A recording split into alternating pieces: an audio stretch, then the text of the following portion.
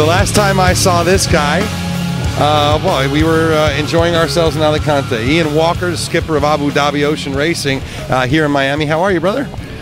Well, today's a good day, right? On the emotional roller coaster, you have your ups and downs. There's a reason I didn't get you until now. Exactly. Well, I was like looking miserable. A little bit, yeah. Yeah, no, today's a good day. Not just the sailing, but my football club got promoted to the Premier League, so I'm all smiles today. But so you can multitask. Yeah, it's been.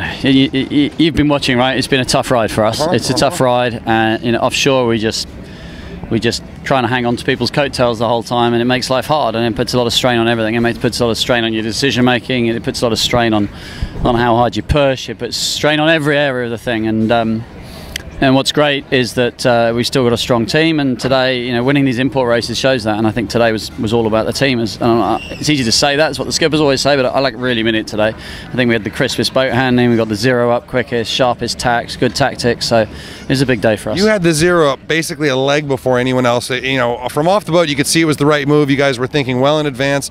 The other guys, it seemed like, were way behind. Why would it seem so obvious? Why would they have hauled off for so long? It's easy to forget we've only got 10 guys, and there's a lot going on. So you're fully focused on getting the Spinnaker down. We nearly jibe-peeled to the zero at the bottom of the run, which actually would have been the thing to do. Then we'd have had the zero up all the way across on both reaches.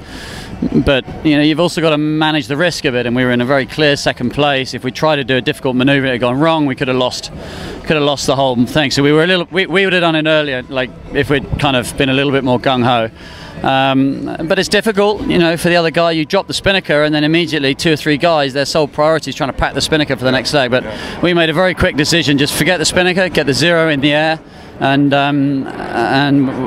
we had it up basically ready to go before the next mark. And then they end up dropping the last leg, so you didn't even need the kite. So it all worked out just about perfectly, huh? Yeah, and that's that's the thing. I guess we're always conscious there's a 1 hour time limit. Right. I thought they were actually going to finish it at the end of the reaching leg, like you say, so you don't need the other Spinnaker. But we've Justin Slattery on the bows, very strong bowman. He's really good at managing the halliards, the sheets. It's just, there's a lot of stuff that even I don't understand goes on up there. Yeah. And it's easy enough to worry about. It's easy as long as I don't put them in positions that they can't deal with it. So it's easy to look on the outside and think, why aren't the guys doing this? Why aren't the guys doing that? Well, the reality is because they're trying to do 2 or 3 other things at the same time. Yeah. Well, sort of some people look at your import performance and they say, well, the boat's fine, the boat's fast. How is it that they keep bleeding miles offshore? Can you speak to that for a sec? Yeah, I challenge that. I think even like today. So we cross Telefonica out the line. We're going to the favoured right-hand side out the current. They go out into the current, adverse current, tag, and come back, and they lead bow us. If it'd been the other way around, they'd cross us by 3 or 4 lengths. So you do see it. But other things are more important. How quickly you tack, where you go, your starts, your boat handling, your Spinnaker hoist is all more important. Yeah.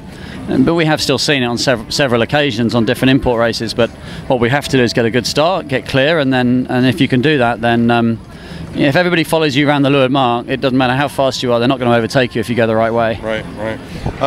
Offshore, we've seen obviously Clifford had some issues, and they seem to have gotten faster and faster, made major changes, and I know everyone gets to port and they got to make changes, trying to get the boat faster. What kind of changes have you made, and why haven't they worked?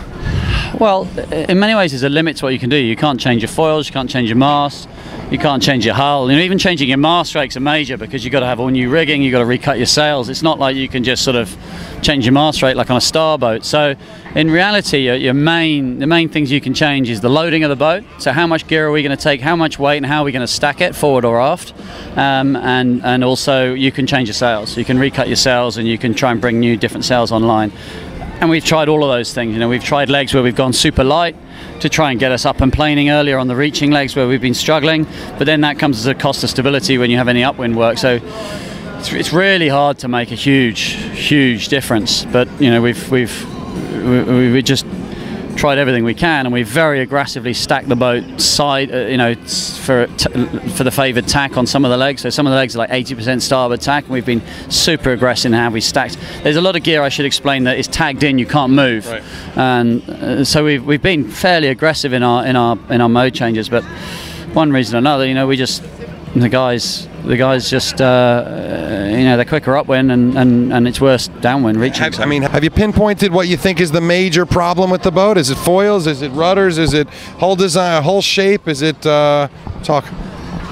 Well, what it's not is weight. We've got a light boat, a very well built boat. We've spared no expense and time and effort in how we've constructed the boat. And don't get me wrong, it's a good boat. It's really well balanced. It's not a balance issue. When you look at the boats, Camper's the fastest boat upwind. Truly upwind, VMG, and they've got the biggest foils. So for sure, I think bigger foils would help upwind, and everything that comes as a trade-off. You have bigger foils, it's more weight. That affects stability somewhere else along the line. But so for sure, if you wanted to go better upwind, we're on the small side on the foils. I think that hurts us. Downwind, it's just all those fine details. I'm not a naval architect, but you look at the boats. There's differences in the distribution of the volume. There's differences in foil positions and transom immersion and bow shape. There's so many differences, and I think the thing is that just very subtle differences make big difference. Big difference to the performance, and just getting that balance right is very difficult. And we came to this whole show pretty late on, and we've moved it on from the last race, and I think we've got a lot of areas very, very right. But clearly, we're just falling short in a couple of key areas. It's hard for us to do much about. When there's a guy with a sponsor that like you say, spared no expense, spent a lot of money, had a very well planned program, and then having a tough time with their seeing results. What do you think about this planned move to one design, or potential planned move to a one design? Well, let's talk about the sponsor first. Abu Dhabi, a fantastic sponsor, new to the race.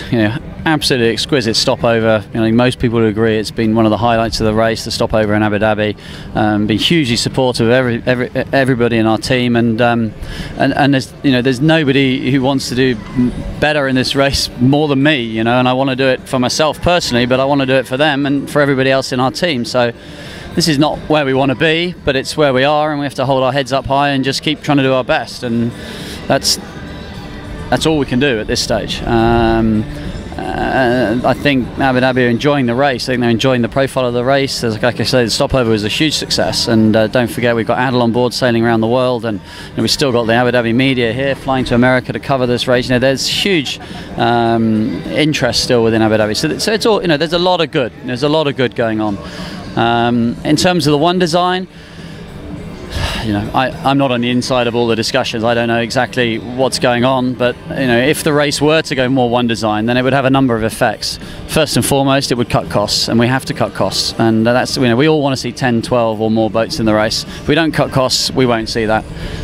So I'm very supportive of the notion and the ideas. I recognise there's some challenges, particularly in how you police one designs. You look at some one designs and the boats are more different that come out the same mould than boats that aren't one design. So there is a huge challenge to police one design, especially if you try and go one design sails as well. So there is a lot of challenges, but one design would make it cheaper, and I think there's another really important thing. It would help teams that enter later into the game. A team like Abu Dhabi coming in 6 months, a year after these other teams, you don't have this challenge of, oh, I can't go to this design, or I can't go to that design, or I don't have the R&D time.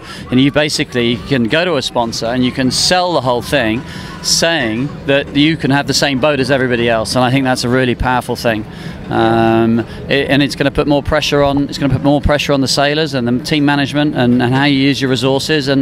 But that's the stuff which you're confident in anyway. It's the stuff we like. That's the stuff we enjoy doing. So if you were to ask whether I'm a supporter of it, yes, I am a supporter of it.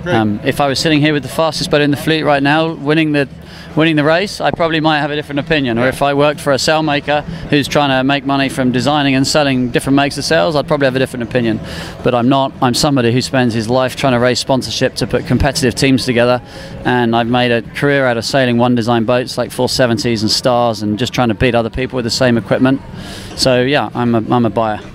Excellent. I love it. One final question, Ian. A lot of people just say, Juan K's never lost a Volvo 70 race or a Volvo 70 event. Why far?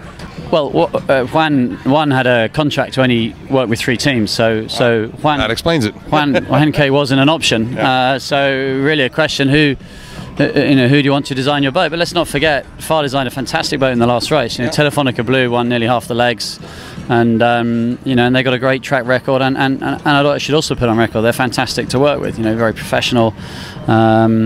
And you know, and it's a tough gig. It's a tough gig when you have, you know, you have a short period of time, so you know, would I work with Far again? Of course I would. You know, it's been a really good experience, but you know, everybody wants a faster boat, and it's tough. You know, we've seen Grant Dalton go on record saying that Camper's got all sorts of speed issues. Well, you know, they do jib reaching, they struggle. Fortunately for them, they're probably the fastest boat upwind, and they're pretty good downwind as well. So they really just have like a few gaps in their inventory. And probably the most disappointing thing for us is that we don't seem to have one condition where we can excel. And it's not like we're sitting there going, "Oh, let's wait for the wind to go to 120, then we'll have them." You know, we're struggling to find a strength to play to other than what we see in port, which is good decision making, good crew work, and good starts, and trying good starts. And well, look, dude, it was great. It's great, you know. I mean, you got great guys on board, and it's great to see you just slay it out there. You did a beautiful job, and congratulations. And we'll keep watching. I hope you can. You got a couple of short legs ahead, and you might have a shot at it. You got more of a shot at that than you do in the Southern Ocean. That's for sure.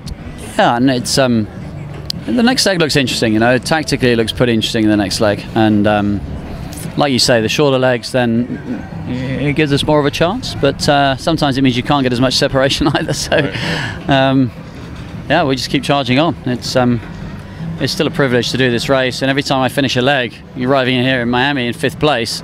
I still do take a minute to sit down and think, you know what, we've just sailed from Brazil, and that's pretty cool. Not many people get to do that, and so you know, win, lose or draw, it's still an honour to be in this race, and you know, it's an honour to represent Abu Dhabi. All right, well, hey, thanks again. Thanks for all the time, and good luck, bro. Cheers. All right, thanks a lot. See ya. Sorry, guys.